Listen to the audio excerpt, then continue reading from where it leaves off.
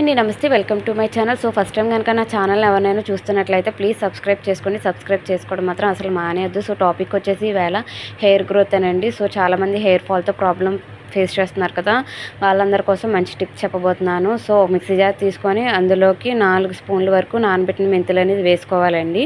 So మంచిగా అది వేసుకొని ఒకసారి మిక్సీ పట్టేసుకోవాలి. అది మిక్సీ పట్టుకున్న తర్వాత అందులోకి 1/2 కప్పు వరకు పెరుగుని యాడ్ చేసుకోవాలి. అది కూడా మిక్సీ పట్టేసి ఇందులో మెయిన్ ఇంగ్రీడియంట్ వచ్చేసి ఆమ్లా పౌడర్ అండి, ఉసిరికాయ పొడి.